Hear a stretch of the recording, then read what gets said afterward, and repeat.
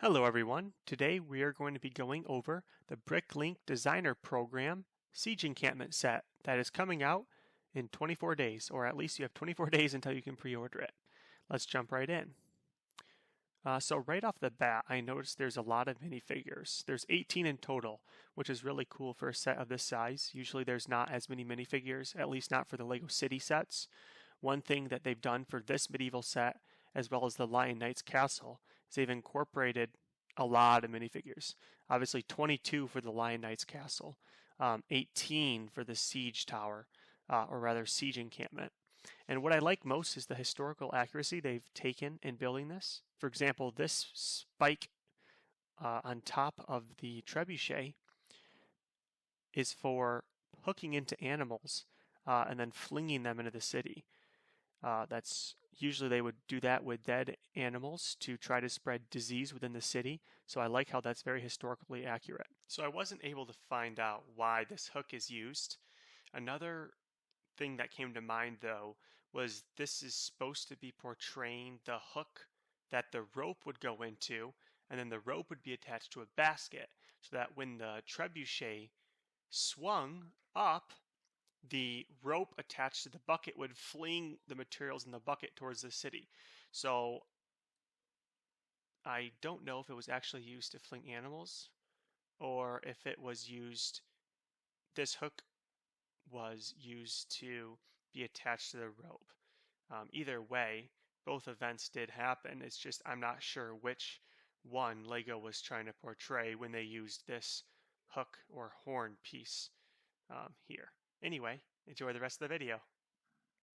They also have an engineer right here, which is obviously in charge of constructing this trebuchet because this trebuchet was too large to move by cart. So what they would do is they'd bring all the pieces and then an engineer would build the trebuchet wherever the siege was taking place.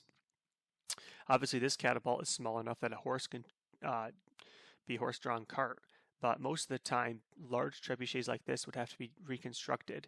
First deconstructed, then reconstructed at the wherever the siege was taking place.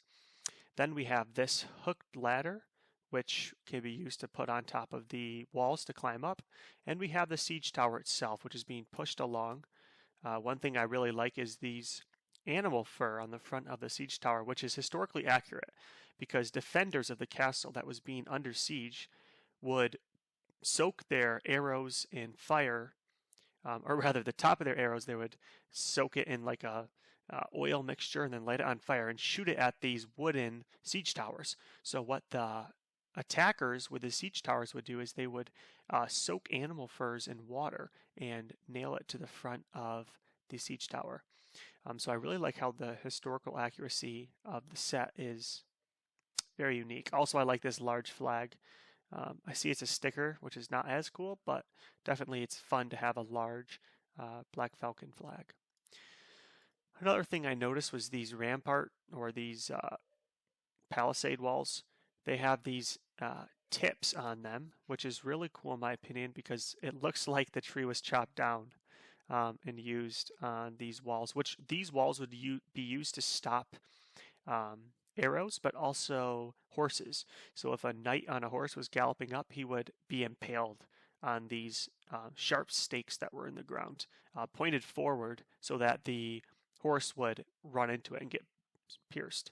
Obviously, we have this thing here, which is a movable wall. So archers would stand behind it and shoot through this little slit, and then they would be able to have their bodies protected by the wood around it. Another cool thing that I like is way up here, this barrel is two of these barrels, generally used as like in pirate ships for the crow's nest. But if you put two of them together, they make a really cool barrel, a beer barrel, which I really like.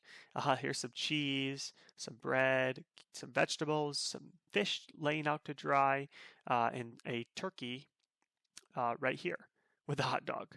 So, and a pizza, which is not super historical, but maybe this is some sort of Italian siege. Maybe the Black Falcons are located in Italy. I'm not too sure. Then we have the quarters of the general or rather, this is the quarters of an engineer. Engineers were very important, still are today, but back in the day they were especially important because their skills were needed, not only for making sure that the castle wouldn't fall over, so they were kind of also architects in that regard, but also for anything that needed to be built, especially complex stuff like a trebuchet. An engineer would be brought along. Then here's the general's headquarters. He has some sheep behind his quarters, which is kind of cool. And then another notable feature is the Medicinal Stall right here. And it seems like this is a large city, but that's because in the medieval ages, when you would go up and besiege a city, you would have to basically bring a village. You need your blacksmith, you need your herbalist, you need a cook for the army, you need an architect, you need an engineer. Or not, well, sometimes an architect, but mostly architects and engineers were the same thing. But you needed so many different people, not just the soldiers. And then you needed to make sure the soldiers were clothed and fed and armor. So that's why it seems like a village would have to take over the siege or would have to siege a city. And that's true. Many times sieges could go on for a year or more. And so soldiers would want the accommodations of their home when they were out and about, because a lot of times they would get disheartened. So they needed, some of them would bring their wives sometimes, or they would want a joker. I don't see that here, but basically an entire village was needed to besiege a city. Then we have obviously a little tent.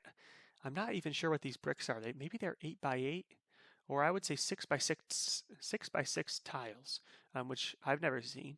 But I like how they use these 1x2 slopes and 1x3 slopes right here to make that look like the tent's opening or like furled back. I really like that.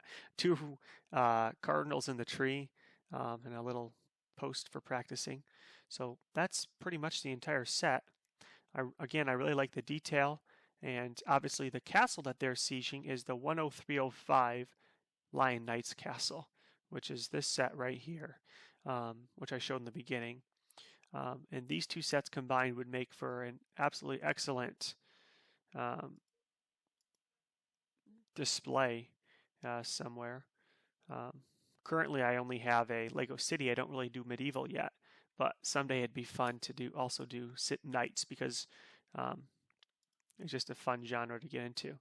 Anyway, thank you so much for watching the Siege Encampment BrickLink Designer Program set overview, and stay tuned. And if you'd like to check out any of my other videos, feel free to look at my Lego City updates or the Lego City news station. Thanks for watching. Thanks so much for watching.